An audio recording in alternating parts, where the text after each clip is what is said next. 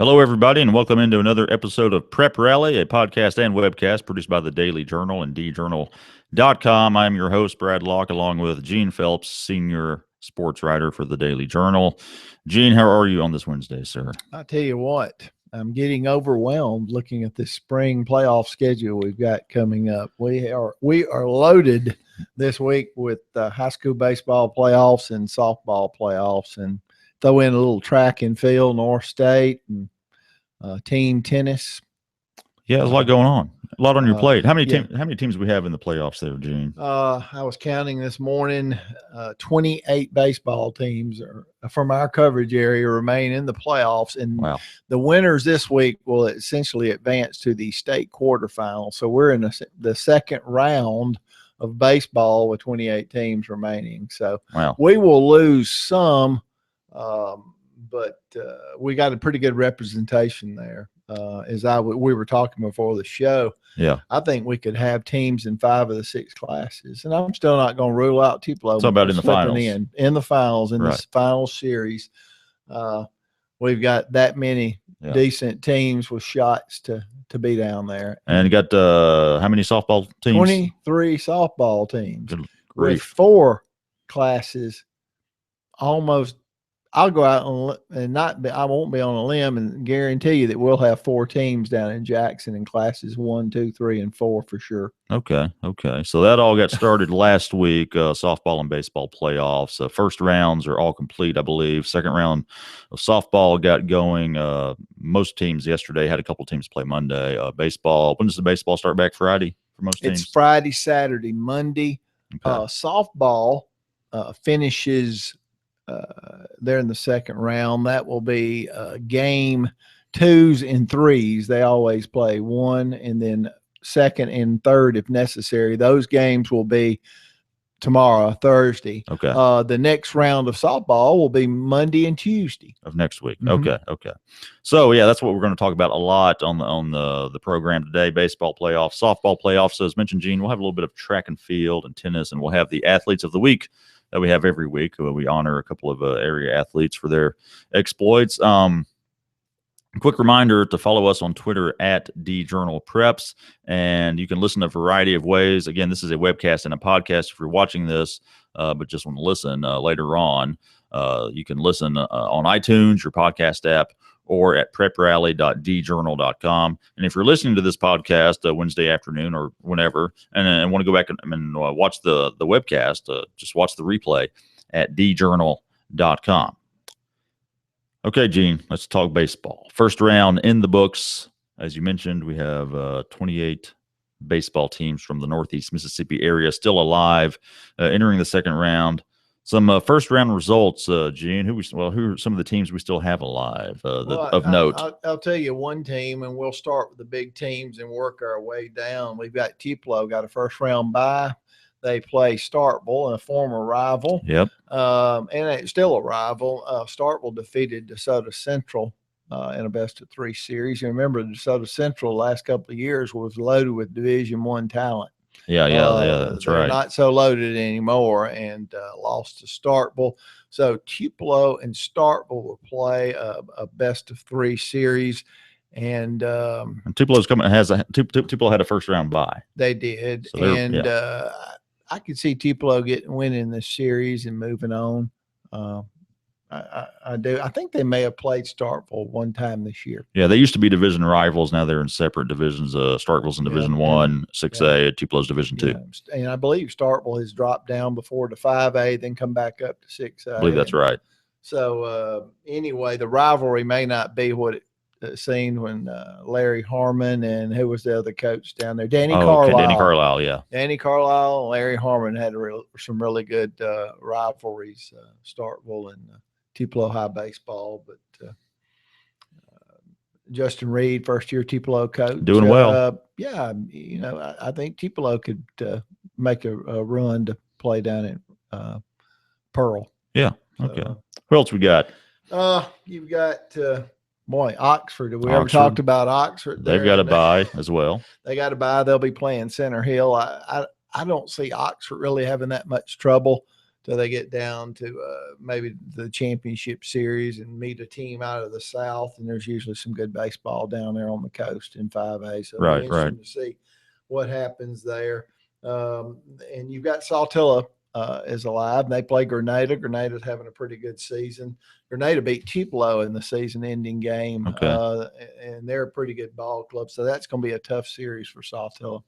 Okay. As you look at 4A, Amory's had a good season. They played Caledonia. Corinth's at Cleveland. Ripley, team we've talked about, a 20-plus win team, is playing Kosciuszko. Yeah, Ripley, they had a 3-game series with Itawamba AHS. All 3 games were blowouts. Ripley obviously won 2 of 3, but the game they lost like 10-0.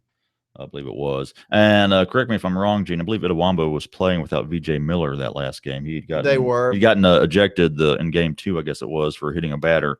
And then the ruling was he was suspended for the next game. So certainly that didn't help the Indians there. He watched his final game. Right. From the but he's going to go on and play quarterback, I believe, in college, isn't he? Yes, I believe he signed with. I'm trying to remember who he signed with now.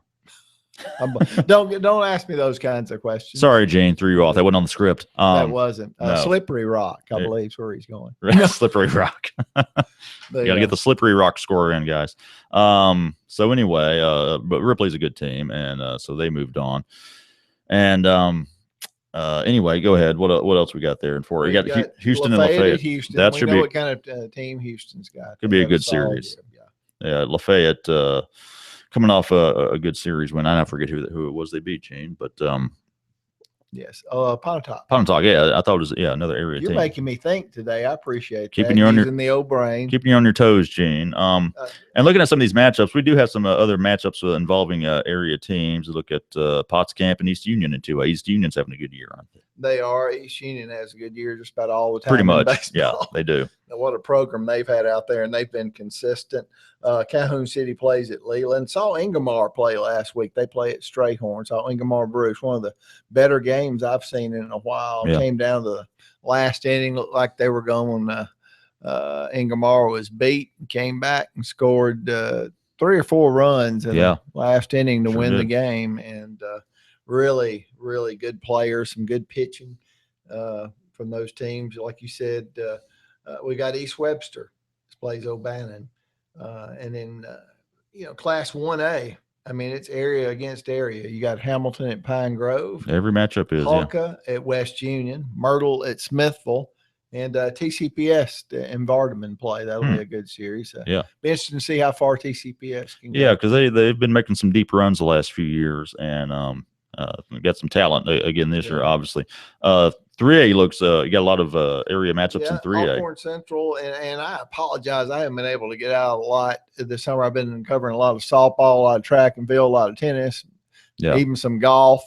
And so I've got David Wheeler, who's one of the guys that's helping us out this spring, helps us out quite a bit. Yeah. And he's been kind of our baseball guru. Right. I would be more of the softball guy. But anyway, I do know from just looking at the scores and things that Alcorn Central at North Pontotoc will be a really good series. And North Pontoc's been solid. They're always solid. Yep. Hatley at Morville will be a good series. Morville's really, really strong this year. They are.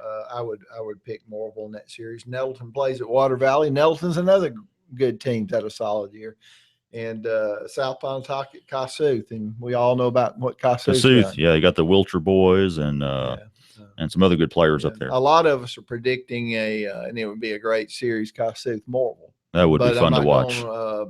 Rule out any of these other teams now. Certainly not. So again, that gets underway Friday, best of 3 series. They go Friday, Saturday, Monday. They go one place back to the other and back to the other if necessary. It goes that way. Kind of not a little different from softball. Speaking of softball, Gene, first round results. Again, you said you've been kind of the softball guru. Any surprises in the first round of note? Or things kind of go as expected? They kind of went as expected. What's happened is you've had a lot of teams, as I look here at the paper and rattle it around, you had a lot of blowouts. Yeah. They played, a lot of teams played some weaker teams over in the Delta and stuff. So now we're just starting to get into a lot of area versus area matchups and things. Like Hamilton slaughtered Ray Brooks. I mean, and Smithville beat this just the other Hamilton's night. always We're in good. the second round. Yeah, second now. round began Monday and Tuesday. Yeah, boy, Smithville poured it on Faulkner. I saw a great tweet last night. It may have been from Kedrick Story, and it said Smithville softball doing Smithville softball things.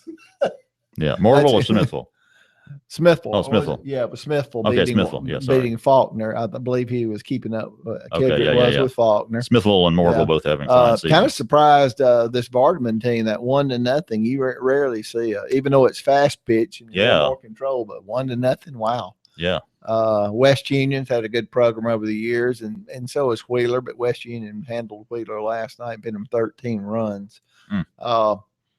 This Class 2A is going to be interesting. I saw East Union play the other night. Yeah, you covered that game. They've beaten Strayhorn, which is a school up in DeSoto County, and they beat them 10-0 and beat them Monday. 11-1 last night. So they've clinched that series already. And for their prize, they get to play defending 3-time state champion East Webster next Monday and Tuesday. That'd be fun. East Union, East Webster. But it's Josh Blythe, the coach at East Union, told me, he said, "Hey, you got to beat the best to be the best." So they're looking forward to that challenge of playing East Webster. And nothing against East Webster. They got a super strong pitcher, Bailey Springfield, but maybe their lineup is not quite as strong. She just makes the difference. And, in fast pitch, a lot of times it's pitchers and catchers. Oh, yeah. That's your that's the key. Yeah. You got to have the pitching. So I think that'll be a good series. I wouldn't be surprised if it went 3 games. Sure. And that'll be 2 good teams, and a good team's going to be left at home.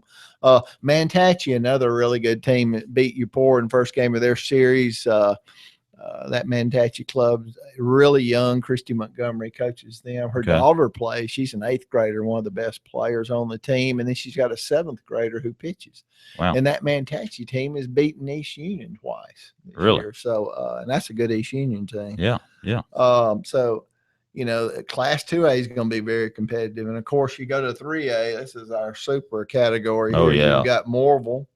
You've got Nettleton. You've got North Pontotoc had a really great year. CC Austin, I believe is her name, coaches at North Pontotoc. CC Austin is coaching now? Yes. Gosh, I'm old. I remember covering her when she was playing. At South, I believe. Yeah, South Pontotoc. And she's at North Pontotoc, took over for Shane Montgomery a couple of years back.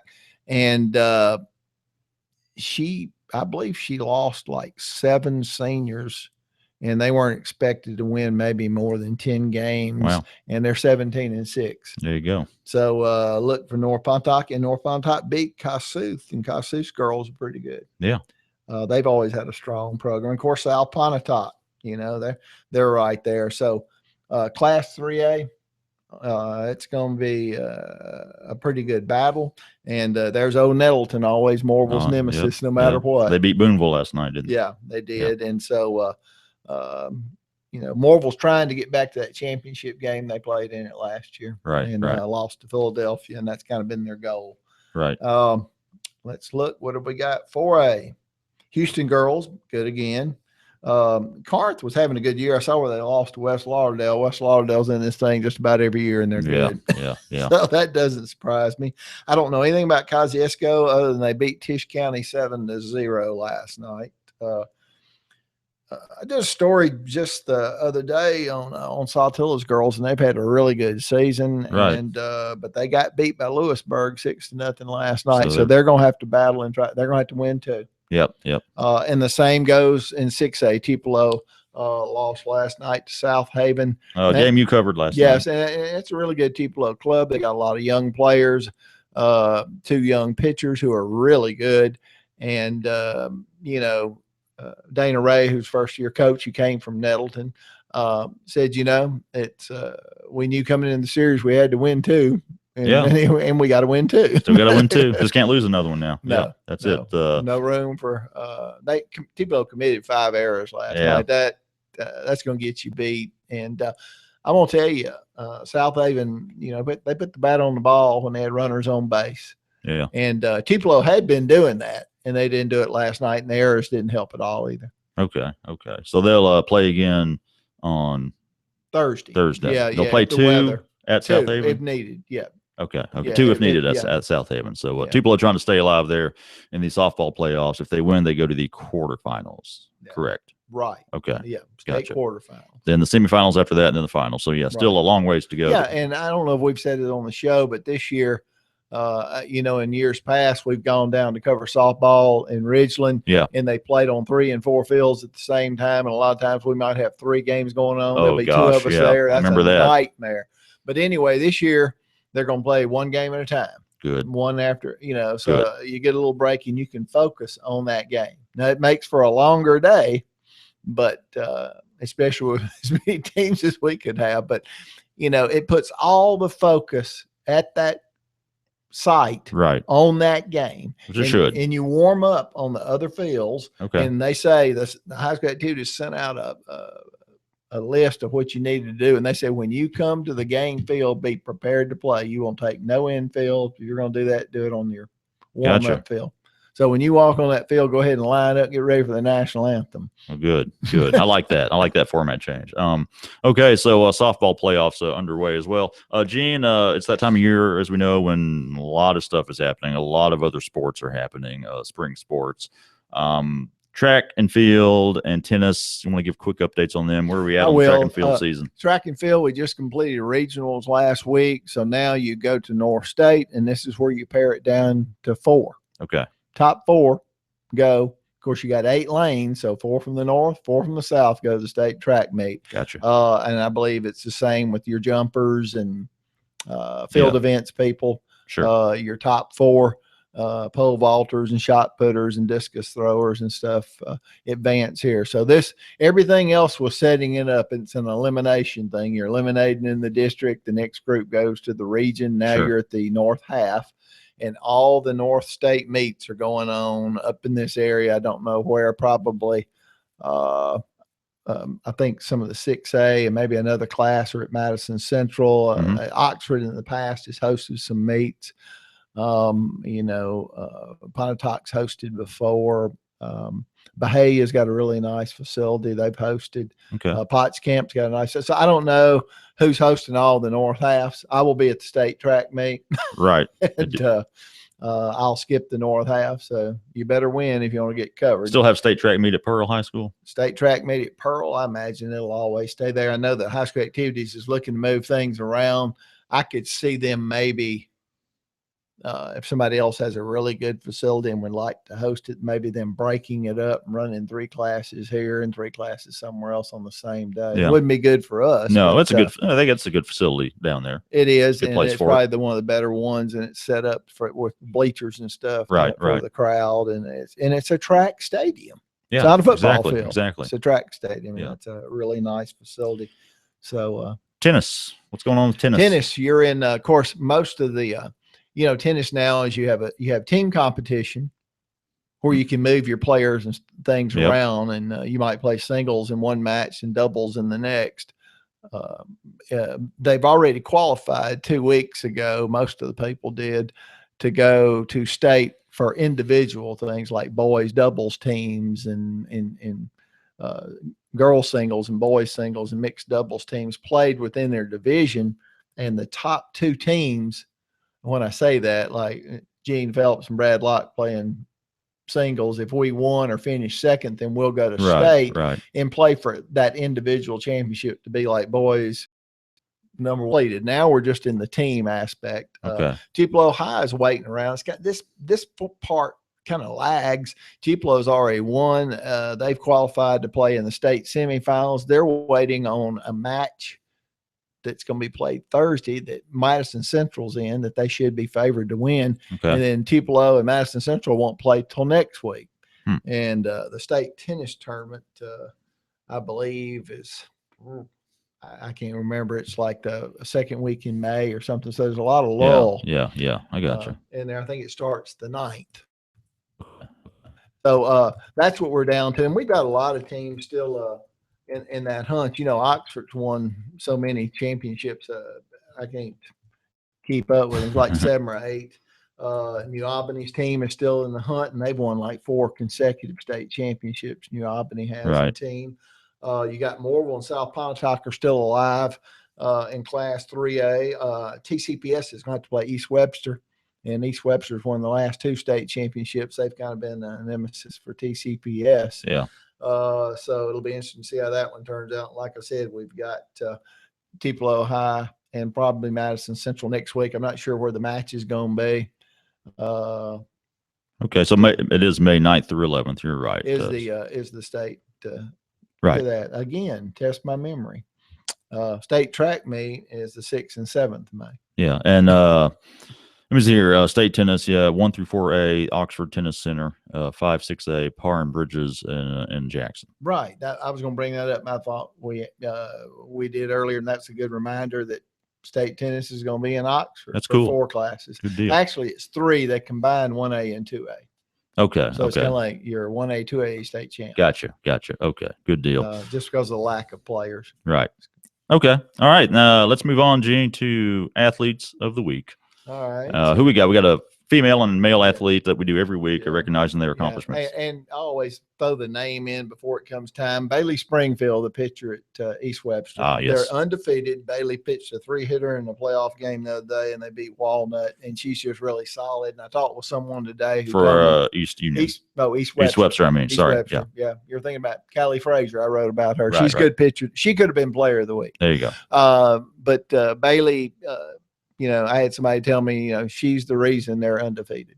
There you go. Yeah. And fast pitch, the pitcher usually is the biggest I don't know reason. if people remember Bailey was the point guard on that state championship basketball team last year. Yeah. Really tough nut. The guy says she looks like Barbie and plays like a barbarian or something. The coach. Nice. Male athlete of the week. Pick 2, Drew Pitney, a sophomore pitcher from Walnut, pitched a 4-hitter and a 1-0 win in a Class 2A playoffs last week. Wow. Really good performance. I think he struck out 2 and like I said, just gave up 4 hits. I don't think he walked but a couple. Just a really solid performance. Reading about him. In a game I covered, I had a senior, Logan Nobles, for Ingomar, singled in the game-winning run. And there's always pressure when you get up there and you got a chance to win the game, and he came through. Yeah. He said, I was trying to hit it to the gap, but he was happy with the soft liner to center field. There you go. Did the same amount of damage. Got the runner home. There you go. So Logan Nobles. Good deal. Athletes of the week. There you go. That's it for this show, everybody. Appreciate y'all tuning in. Again, it's a webcast and a podcast, so you can watch the replay if you missed any of it at djournal.com or just listen on iTunes, your podcast app, or preprally.djournal.com. Be sure to follow us on Twitter at djournalpreps. A reminder of the other 2 podcasts we produce here. We got a new episode of Double Coverage coming tomorrow, Thursday. Parrish Alford and Logan Lowry talking Ole Miss and Mississippi State sports. Parrish, by the way, is in Chicago for the NFL draft, so I'm sure he'll have some updates of what's going on up there with 3 Ole Miss Rebels possibly going in the first round, along with an MSU Bulldog, Chris Jones, who could also go in the first round. So listen for that coming on Thursday. And, of course, the memo with myself and W. Derek Russell. You can listen to that 3 days a week, Monday, Wednesday, and Thursday. So a new episode coming today. Listen on iTunes, your podcast app, or at memo.djournal.com. And, again, that's it. So thank you all for tuning in. Maybe Parrish will ship us a pizza. Chicago deep dish pizza. That sounds really good. Come through, Parrish. I'm hungry. Bring me pizza home, Parrish. Thank you all for tuning in. We'll see you next week.